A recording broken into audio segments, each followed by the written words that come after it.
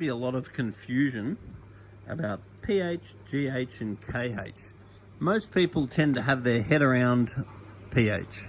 pH is basically the acid versus alkaline levels of the water, and it's sort of the first thing you tend to learn. Now here in Sydney we tend to have fairly alkaline water. In reference to our pH tends to be about 7.8.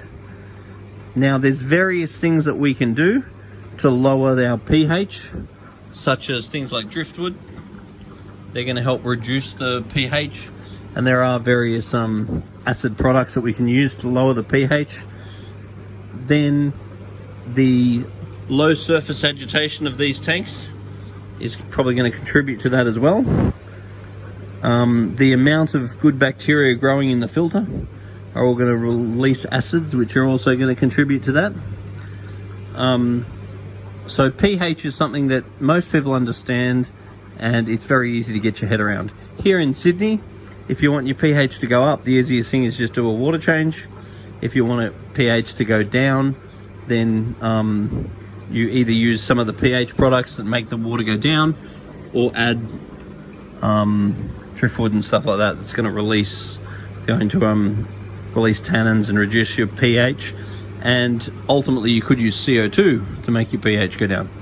Now KH in Sydney is very important, and the reason why KH in Sydney is very important is it's often nearly zero, and carbonate hardness is an essential element, particularly for most fish, some more than others, and also it's important for the good bacteria. And because Sydney tap water tends to have a high pH and are typically close to 0 KH,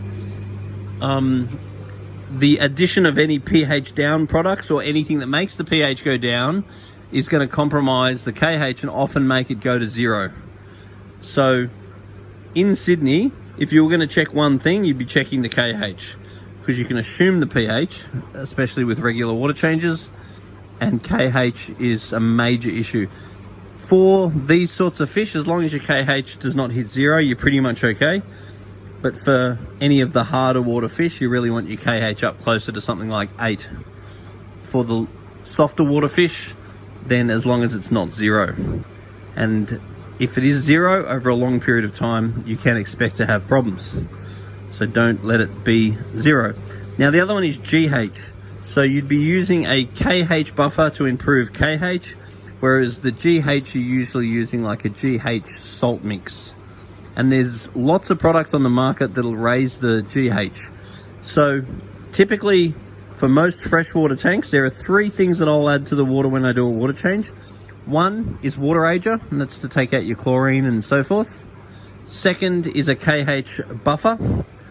And then the next thing I'll add is a GH salt.